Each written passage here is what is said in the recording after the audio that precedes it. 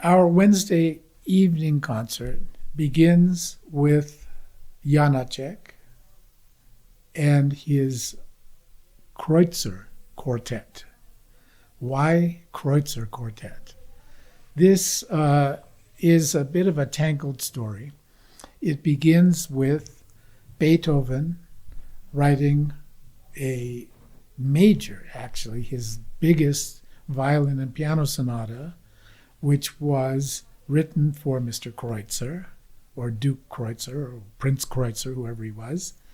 And then we leap to Tolstoy writing a little novella entitled The Kreutzer Sonata, which was about a gentleman whose wife was a pianist, and the wife was playing the Kreutzer Sonata with a violinist, and the gentleman suspected the wife of infidelity with this violinist, confronts them and stabs his wife to death. Janáček, very interestingly, was pretty much nowhere in his early 60s. He was not even really known as a composer. He was a teacher. He was a choral conductor. And in his early 60s, he fell in love with a 25-year-old woman who was married and had a child. This love was rather in his imagination more than anywhere else. They never actually had any kind of physical connection. She never even really took him seriously, and yet he wrote hundreds and hundreds, I believe something like 700 letters to this woman. And interestingly, he composed 2 string quartets. The second one, let's start with that, is called Intimate Letters and references these hundreds of love letters. But the first one, which we're going to hear, he called the Kreutzer Quartet, not about the Beethoven piece, but rather about the Tolstoy novel. All of which leads us to what the piece actually sounds like. And let me explain that a little bit. Janáček is, to me, one of the more fascinating composers in that the way he wrote music was really a little bit like, I would say a little bit like James Joyce. It's fragments. Kind of stream of consciousness fragments. In the case of this piece, a very arresting and incredible opening fragment, which then pervades the whole quartet. Every movement somehow refers back to this opening. And the thing that keeps our attention is that all of his fragments, each one of them, is very dynamic and very arresting, which they would have to be in order to compose a piece which is that fragmentary. You have to be really drawn to each of the fragments, which we are.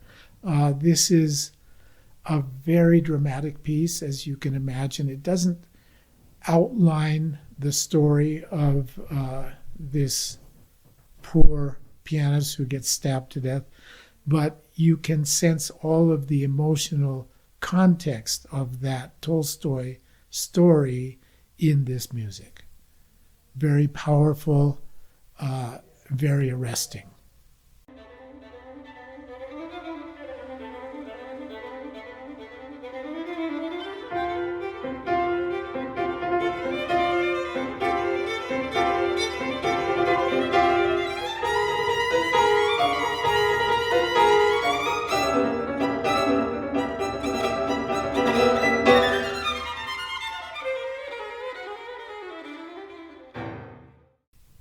next piece on our program is by Mstislav Weinberg, who is one of the most fascinating figures to me.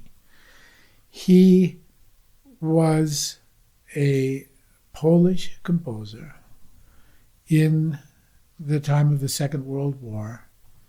He escaped the Nazis, but unlike many of his colleagues who fled to the West, he fled to the East and ended up first in Minsk, and then at the invitation, really, and encouragement of Shostakovich, moved to Moscow.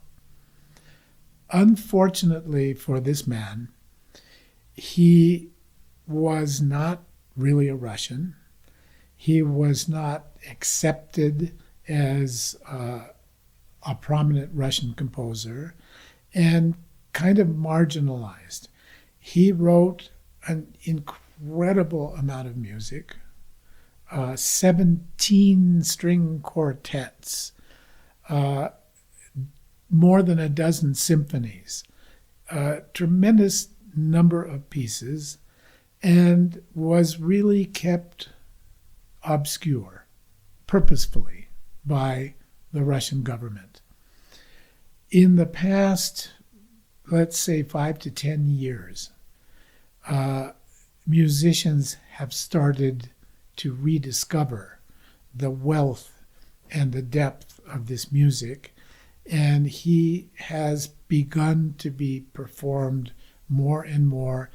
My prediction for 50 years from now is that he will be seen as equally, if not more important than Shostakovich. The music is that good. It's completely his own voice. It's powerful. It's dynamic. It's something that just grabs you. And this piece particularly grabs you. It's very unusual. Begins with what seems like a piano sonata. The violin does not even begin to play for quite some time in the beginning. And we have a massive first movement, which is very powerful, very dynamic, and following that, the only other movement is the concluding movement, and this is some of the most exciting, rhythmic, fast music imaginable, leading to what should be a huge climax, but instead of that being the end of the piece, it gets into a large, wild violin cadenza.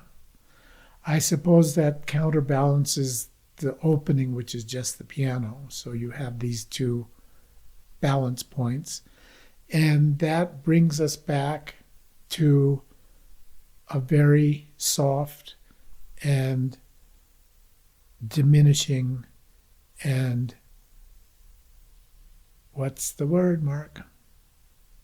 Expiring finale, in which we get back to the very beginning of the piece.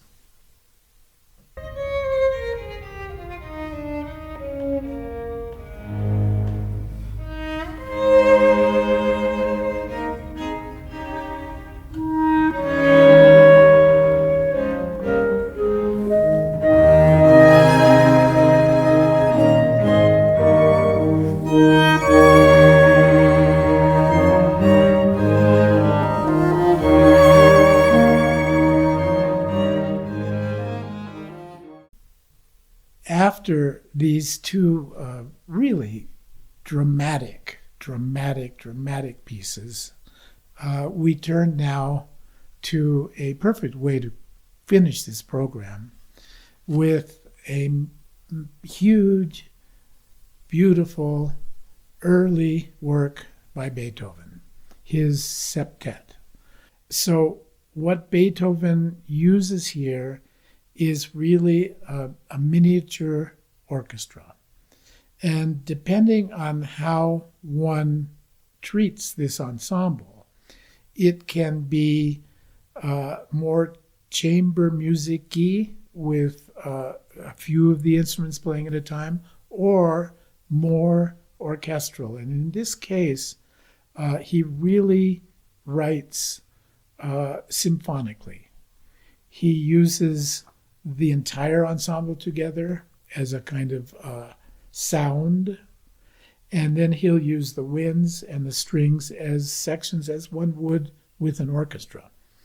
The form of the piece itself is something probably derived from Mozart's serenades, where you have multiple movements forming a piece which is balanced by the juxtaposition of these movements. Usually with Mozart, and in this case, you'll have a large first movement, a finale, and in between different ways of juxtaposing slow movement, scherzo, intermezzi, minuets, little things like that, to result in this large form.